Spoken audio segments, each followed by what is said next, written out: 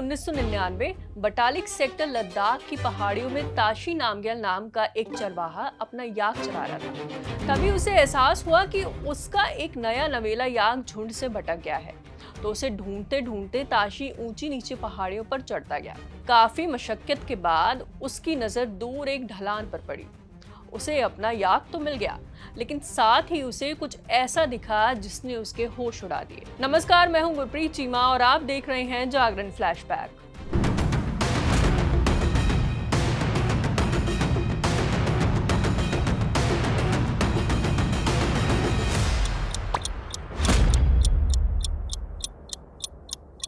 3 मई 1999 को ताशी ने बटालिक सेक्टर की दूर पहाड़ियों में देखा कि कुछ संदिग्ध लोग हथियार लिए बंकर बना रहे हैं। ताशी को लगा शायद ये लोग शिकार करने आए हैं, लेकिन फिर भी उसके मन में डाउट आया। उसने तुरंत दौड़कर सेना की पोस्ट तक पहुंचकर सूचना दी। शुरुआत में इसे छोटी मोटी घुसपैठ समझा गया, लेकिन ताशी की सूचना के आधार पर जब सेना ने पेट्रोलिंग बढ़ाई तो असली सच सामने आया। ये कोई मामूली घुसपैठ नहीं थी, बल्कि पाकिस्तानी सेना और आतंकवादियों ने मिलकर धोखे से भारतीय चोटियों पर कब्जा कर लिया था। शुरुआत में भारतीय सेना ने इसे एलओसी पर होने वाली एक सामान्य घुसपैठ ही माना।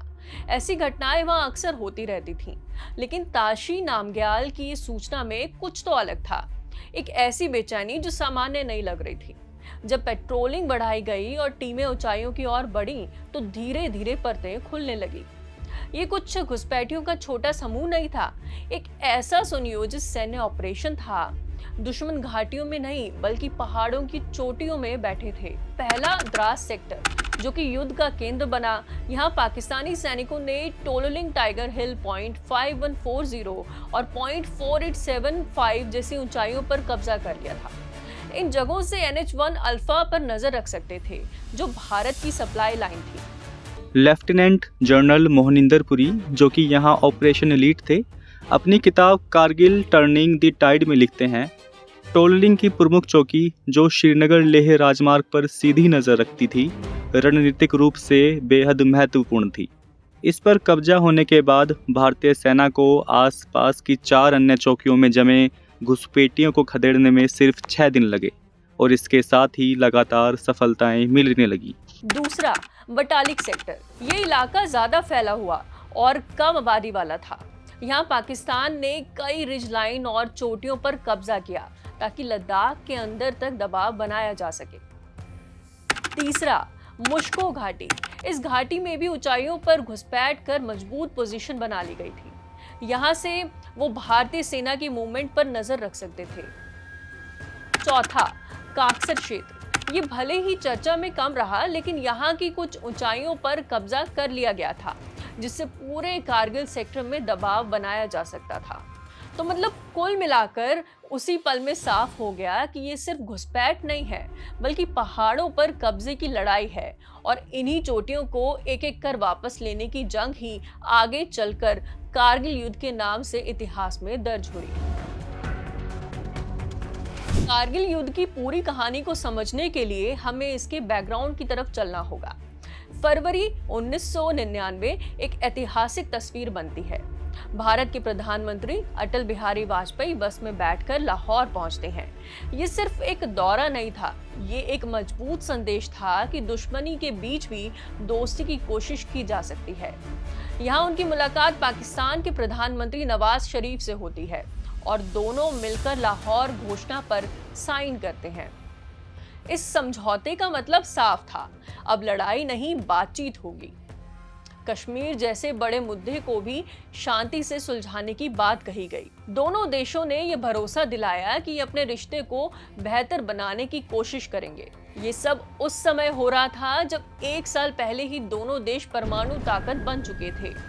भारत ने पोखरण 2 किया था और पाकिस्तान ने जवाब में चागाई परमाणु परीक्षण। दुनिया को डर था कि कहीं ये तनाव किसी बड़े युद्ध में ना बदल जाए।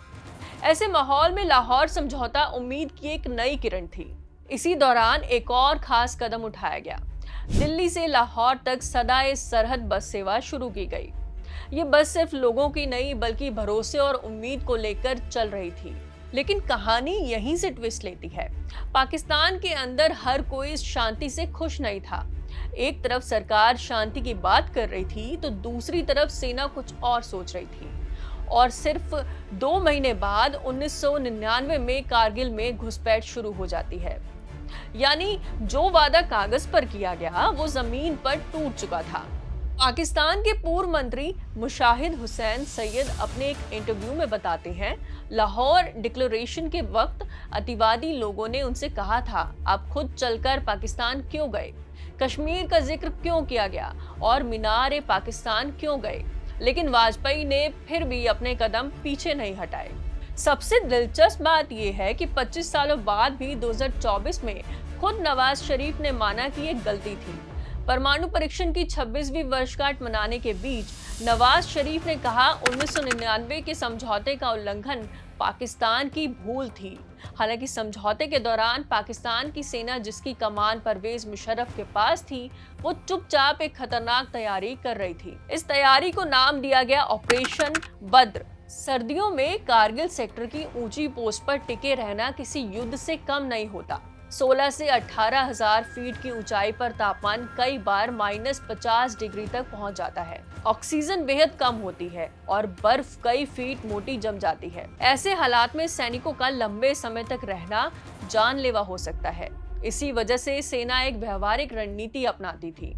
सर्दियों के आते ही कुछ बेहद ऊंची और दुर्गम पोस्ट को अस्थायी रूप से खाली कर दिया जाता था और सैनिक नीचे सुरक्षित बेस कैंपों में आ जाते थे। जैसे ही गर्मियां शुरू होती और बर्फ पिघलने लगती, सैनिक फिर से ऊपर चढ़कर उन पोस्ट पर कब्जा जमा लेते।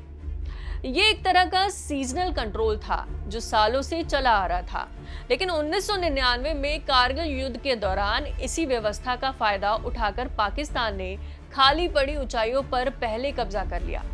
पाकिस्तान का मकसद साफ था, कारगिल की ऊंची पहाड़ियों पर कब्जा करके भारत में श्रीनगर से ले जाने वाले NH-1 अल्फा को बंद करना और लद्दाख पर कब्जा करना। ये सब अचानक नहीं हुआ, इसकी जड़ें 1984 तक जाती हैं, जब भारत ने ऑपरेशन मेघदूत के तहत सियाचिन ग्लेशियर पर कब्जा कर लिया था। पाकिस्तान इस बात से लंबे समय से नाराज था और कारगिल में घुसपैठ को उसी का जवाब माना जाता है। इसके बाद 1998 में भारत ने पोखरण 2 किया और पाकिस्तान ने चागाई परमाणु परीक्षण। दोनों देश परमाणु ताकत बन गए। पाकिस्तान को लगा अब भारत बड़ा युद्ध तो नहीं करेगा क्योंकि मामला बहुत आगे बढ़ सकता है। ये लड़ाई आसान नहीं थी। सैनिकों को 16 से 18,000 फीट की ऊंचाई पर लड़ना पड़ा। तापमान -10 से -20 डिग्री तक जाता था। सांस लेना मुश्किल, चढ़ाई खतरनाक और दुश्मन ऊपर बैठा हुआ। इन सब के बीच भारतीय सेना ने आगे बढ़कर लड़ाई लड़ी।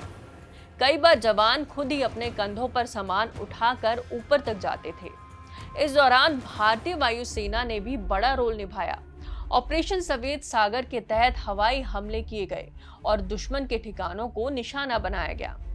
इतनी ऊंचाई पर हवाई कार्रवाई करना बहुत मुश्किल था, लेकिन पायलट्स ने इसे सफलतापूर्वक अंजाम दिया। कारगिल युद्ध ने कई बहादुर सैनिकों की कहानियां सामने लाईं।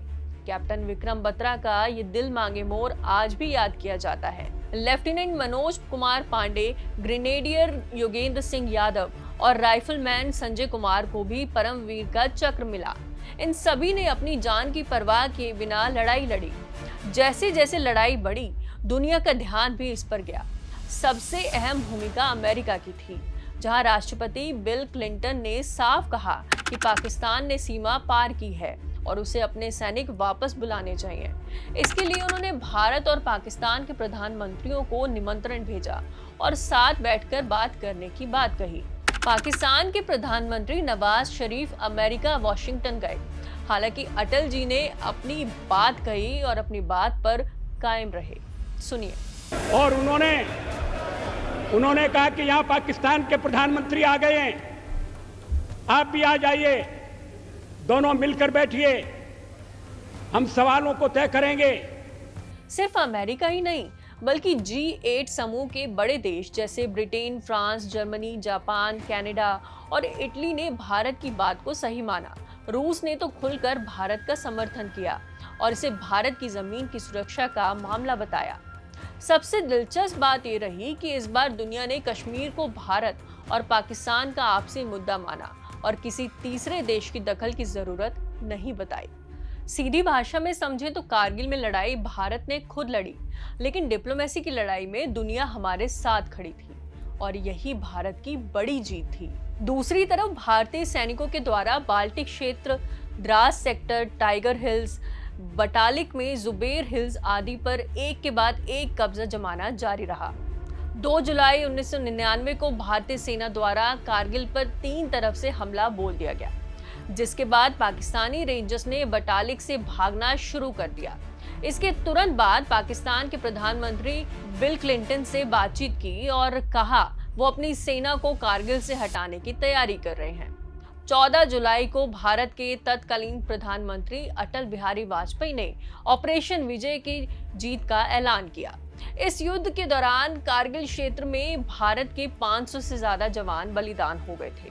वहीं पाकिस्तान ने दावा किया था कि उसके 3000 सैनिक, मुजाहिदीन और घुसपैठिए मारे गए हैं। हालांकि उस समय के भारतीय सेना प्रमुख वेद प्रकाश मलिक अपनी किताब Kargil from surprise to victory में लिखते हैं, कारगिल युद्ध में पाकिस्तान के लगभग 700 से 1000 सैनिक मारे गए।